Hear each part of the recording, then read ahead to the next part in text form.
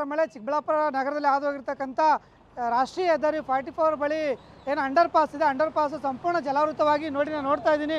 ಸುಮಾರು 3 ಇಂದ 4 ಅಡಿಯಷ್ಟು ನೀರಿದೆ. ನೋಡಿ ಟ್ರ್ಯಾಕ್ಟರ್ ಸಹ ಹೋಗ್ತಾ ಇದೆ ಈಗ ನೋಡಿ, ಮತ್ತೊಬ್ಬ ಸೈಕಲ್ ಸವಾರ ಸಹ ಇದ್ದಾನೆ ಮತ್ತು ಅಲ್ಲಿ ಒಂದು ಟ್ರಕ್ ಸಹ ನೀರಲ್ಲಿ ನಿಂತೋಗಿದೆ. ಸುಮಾರು 3 ಇಂದ 4 ಅಡಿಗಳ ಅಷ್ಟು ನೀರು ಈ ಒಂದು ಅಂಡರ್ ಪಾಸಲ್ಲಿ ನಿಂತಿದೆ. ಇದರಿಂದ ಚಿಕ್ಕಬಳ್ಳಾಪುರ ನಗರದಲ್ಲಿ ಏನು ಸರ್ವಿಸ್ ರಸ್ತೆ ಇದೆ, ಈ ಸರ್ವಿಸ್ ರಸ್ತೆಯಲ್ಲಿ ವಾಹನ ಸವಾರರು ಹೋಗೋದಕ್ಕೆ ಪರದಾಡುವಂತಾಗಿದೆ. ಮತ್ತು ಇನ್ನೊಂದು ಕಡೆ ಏನಾಗಿದೆ ಅಂದರೆ ಇಲ್ಲಿ ಬಾಗೇಪಲ್ಲಿಯಿಂದ ಚಿಕ್ಕಬಳ್ಳಾಪುರ ಇರ್ಬೋದು ಮತ್ತು ಬೆಂಗಳೂರು ಕಡೆ ಹೋಗ್ತಕ್ಕಂಥ ಸರ್ವಿಸ್ ರಸ್ತೆ ಸಂಪೂರ್ಣ ಒಂದು ಸೈಡ್ ಸರ್ವಿಸ್ ರಸ್ತೆ ಜಲಾವೃತ ಆಗಿದೆ ಮತ್ತು ಆ ಕಡೆ ಬಲಭಾಗದಲ್ಲೂ ಒಂದು ಸಂಪೂರ್ಣ ಹೋಗಿ ಜಲಾವೃತವಾಗಿದೆ. ಈ ರೀತಿ ಜಲಾವೃತ ಹೋಗೋದಕ್ಕೆ ಕಾರಣ ಏನಂತೇಳಿ ನನಗೆ ನೋಡ್ತಾ ಹೋಗ್ತೀನಿ. ನೋಡಿ ನನ್ನ ಬಲಭಾಗದಲ್ಲಿ ನಮ್ಮ ಕ್ಯಾಮ್ರಾಮನ್ ತೋರಿಸ್ತಾ ಇದ್ದಾರೆ. ಇಲ್ಲಿ ಏನು ಒಂದು ಕೆರೆಯಿಂದ ಇನ್ನೊಂದು ಕೆರೆಗೆ ಹೋಗ್ತಕ್ಕಂಥ ರಾಜಕಾಲುವೆ ಇದೆ. ಈ ರಾಜಕಾಲುವೆಯನ್ನು ಒತ್ತುವರಿ ಮಾಡಿಕೊಂಡು ಅಲ್ಲಲ್ಲಿ ಅದು ಚಿಕ್ಕದಾದಂಥ ಪೈಪ್ಗಳನ್ನು ಹಾಕಿದ್ದಾರೆ. ಇದರಿಂದ ಇವತ್ತು ಈ ನೀರು ಒಂದು ಕೆರೆಯಿಂದ ಇನ್ನೊಂದು ಕೆರೆಗೆ ಹರಿದು ಹೋಗೋದಕ್ಕಾಗದೆ ಅದು ಸಂಪೂರ್ಣವಾಗಿ ಇಲ್ಲಿ ಜಲಾವೃತವಾಗಿದೆ.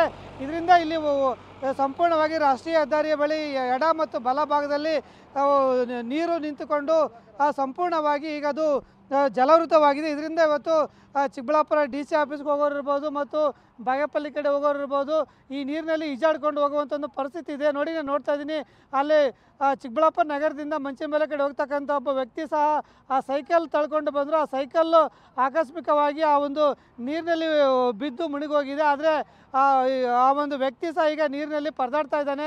ಆ ಕಡೆ ಹೋಗೋಕ್ಕಾಗ್ತಿಲ್ಲ, ಈ ಕಡೆ ಹೋಗೋಕ್ಕಾಗ್ತಿಲ್ಲ. ಸುಮಾರು 4 ಅಡಿಯಷ್ಟು ನೀರು ನಿಂತಿದೆ.